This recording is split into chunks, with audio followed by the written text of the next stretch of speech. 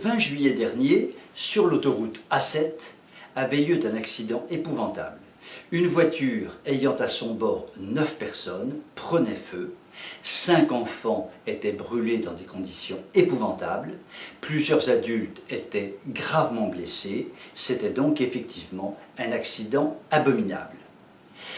L'État, les médias se sont emparés du sujet et n'ont parlé que de ça pendant 24 ou 48 heures.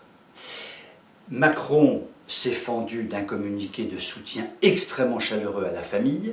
Darmanin et un autre ministre se sont rendus sur place pour constater les dégâts. Il est à noter que cet accident a été jugulé et traité par 50 pompiers et 3 hélicoptères. Nous voyons donc la gravité de la situation. Ce dont on a parlé avec beaucoup de retard et de façon assez aléatoire, c'est que, premièrement, la voiture était dans un état d'entretien catastrophique, deuxièmement, était dans un état de surcharge en termes de personnes absolument évident, patent, non contestable. Et cette famille était de religion musulmane. Peut-être est-ce parce qu'elle était de religion musulmane que tout ce soutien étatique s'est manifesté, que tout ce soutien médiatique s'est manifesté et que l'on n'a pas parlé de ce qui pouvait fâcher, à savoir la responsabilité écrasante des parents dans ce drame épouvantable.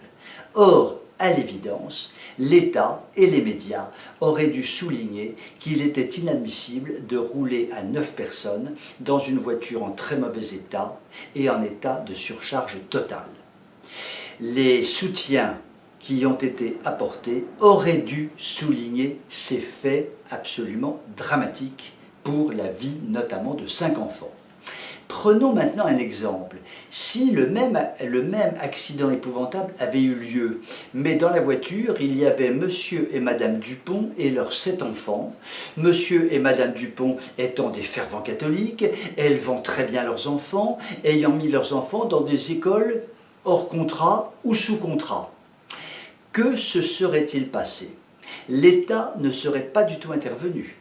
Nous n'aurions eu aucun communiqué de Macron et Darmanin, évidemment, ne se serait pas déplacé, c'est une certitude à 100%. En revanche, le monde médiatique se serait déchaîné en critiquant violemment ces familles nombreuses dont les parents inconscients font n'importe quoi, ne savent pas élever leurs enfants et mettent en péril la vie de jeunes enfants. C'est exactement le scénario que nous aurions eu dans ce cas de figure. Ce qui signifie qu'aujourd'hui, nous sommes dans un système étatique et médiatique avéré de 2 poids et 2 mesures. Sur ces tristes paroles, je vous souhaite une belle soirée et vous dis à demain.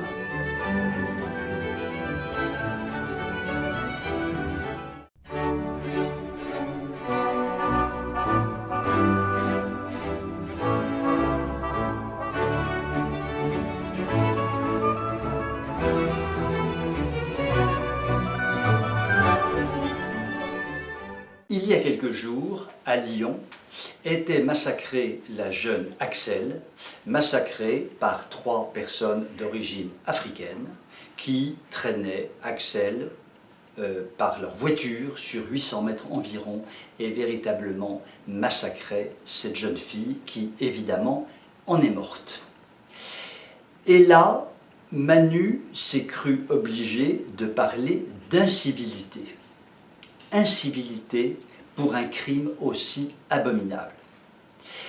Manu, je te rappelle qu'il y a peu de temps, tu étais interpellé par un étudiant dans un petit serrage de main sympathique que tu faisais en province qui t'appelait Manu.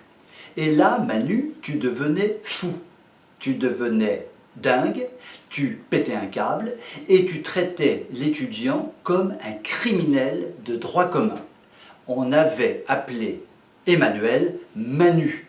Non, mais de quoi? C'était véritablement criminel. En revanche, Axelle et son abominable meurtre ne sont que des incivilités.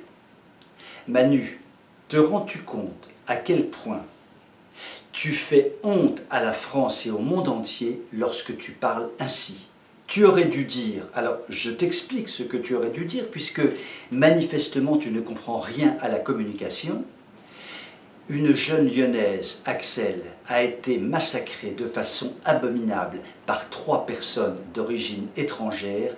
La plus grande rigueur de la loi sera pratiquée sur ces personnes qui ont commis un forfait abominable. Fermez le banc.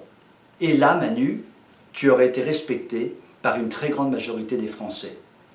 Là, avec ce que tu as dit, tu es profondément méprisé par une très grande majorité des Français qui ne peuvent plus supporter. C'est ce langage que tu as qui est un langage, je le dis franchement et en toute charité, infâme. Tu parles de façon infâme de ce genre de choses. Prenons un autre exemple, le clan Traoré. La Macronie a fait du clan Traoré, clan de délinquants patentés, une sorte d'idole. Il n'y en a plus que pour le clan Traoré. Les Traoré sont représentatifs du multiculturalisme heureux et il faut absolument que le clan Traoré soit dans les médias, soit valorisé, devienne véritablement une référence. Le seul problème, c'est que ce clan Traoré, qui aujourd'hui tourne autour d'un collectif pour soutenir le célèbre Adama Traoré, qui est mort en 2016 à la suite d'une altercation avec la police, eh bien, Adama Traoré, avant qu'il meure, avait été emprisonné pour des méfaits divers et, dans sa prison, violait presque quotidiennement son co-détenu.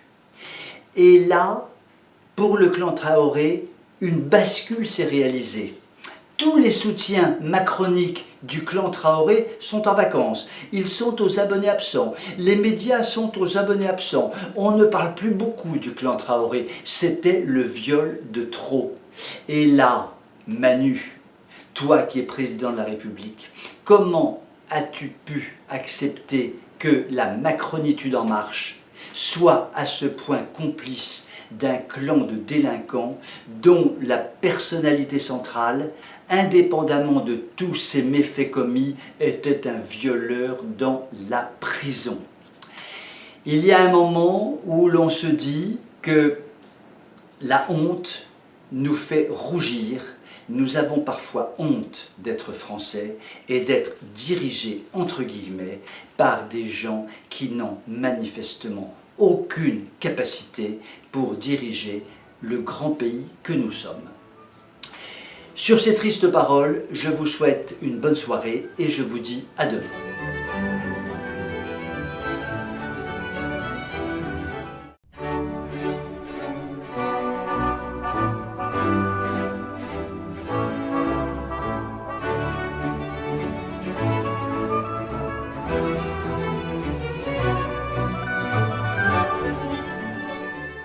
La sordide affaire Epstein vient de rebondir.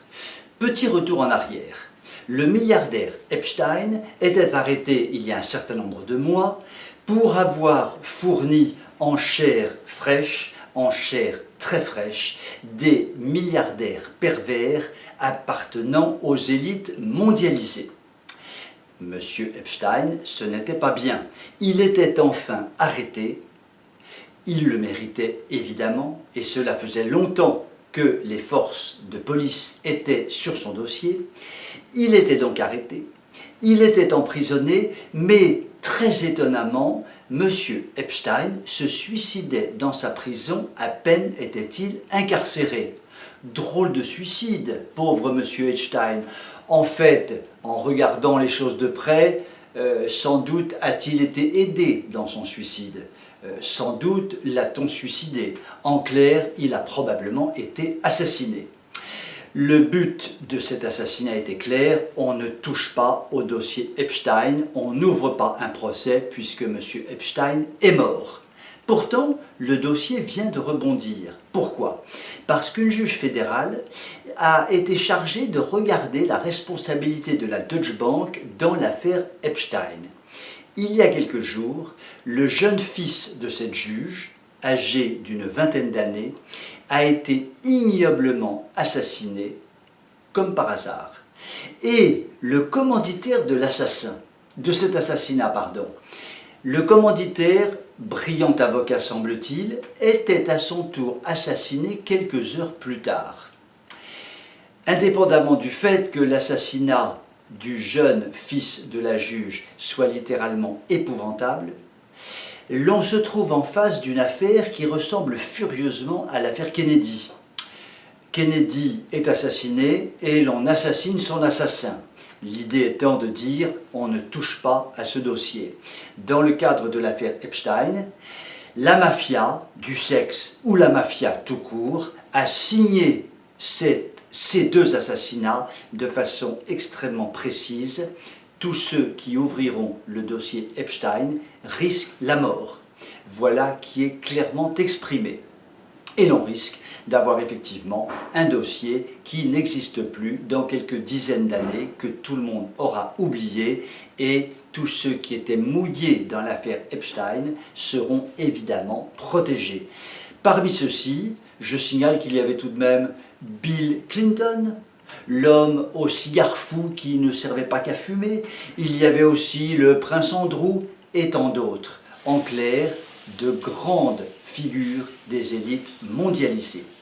Quoi qu'il en soit, l'affaire Epstein nous montre que cette perversion mondiale des élites, cette perversion qui se répand à vive allure, cette perversion que les élites mondialisées poussent, car finalement leur jouissance personnelle est extrêmement importante, cette perversion n'a aucune limite, consiste effectivement à prostituer de façon abominable des jeunes enfants, consiste à développer toutes les perversions sexuelles possibles, notamment par la pornographie mondiale qui se répand comme un fléau.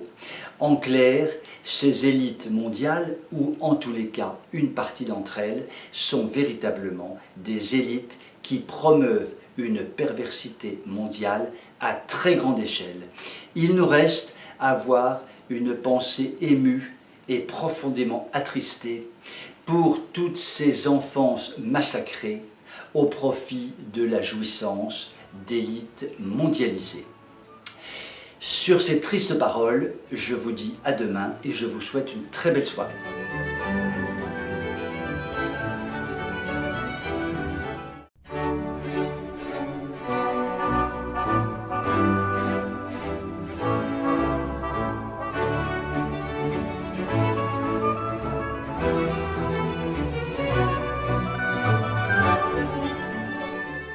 Le pape François vient de se transformer en agent commercial pour Bill Gates.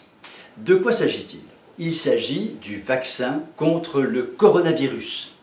Nous savons, il est de notoriété publique, que Bill Gates engloutit des montants astronomiques pour développer un vaccin contre le coronavirus.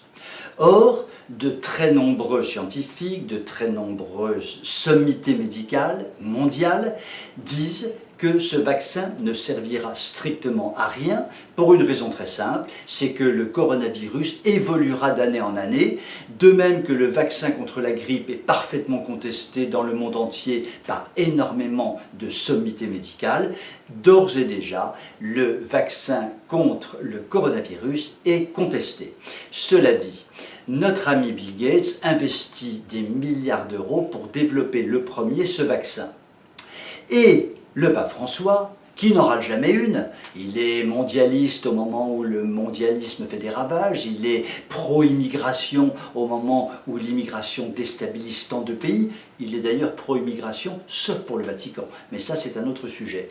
Il est écolâtre, c'est-à-dire que l'écologie devient véritablement le nec plus ultra de la pensée humaine, voire de la religion. Donc, on voit bien que le pape François en rate assez peu, et là, en s'engageant sur le vaccin et en disant « il faudra trouver un vaccin et il faudra vacciner eh bien, le pape François prend à nouveau une position qui peut être contestée. Sans doute est-il omniscient, omnicompétent, mais enfin s'engager sur un vaccin que tant d'autorités médicales contestent peut quand même poser problème. Bien, cela dit, j'ai fait un petit calcul. Supposons que le vaccin soit donc établi. Le vaccin existe, il est produit à grande échelle et l'on vaccine, par exemple, je prends un chiffre au hasard, 2 milliards de personnes par an. À 50 € du vaccin, cela fait un chiffre d'affaires de 100 milliards d'euros par an. Donc, en 20 ans, 2000 milliards d'euros. On peut comprendre que notre ami Bill Gates se précipite effectivement dans la recherche de ce qui pourrait être effectivement une manne financière absolument considérable. Nous pouvons nous demander pourquoi le pape François devient un agent commercial de Bill Gates, parce que tout de même, ce vaccin pose problème, le coronavirus pose également problème, en gros, ce que nous vivons cette année pose véritablement problème, il n'était pas forcément tout à fait opportun que le pape François s'engage dans un nouveau combat sur lequel probablement il n'a absolument pas les cartes pour discerner sereinement, mais il faut reconnaître que le pape nous a habitués à des déclarations intempestives et souvent, disons-le clairement, un petit peu dramatiques pour l'avenir du monde. Sur ces belles paroles, je vous souhaite une excellente soirée et vous dis à demain.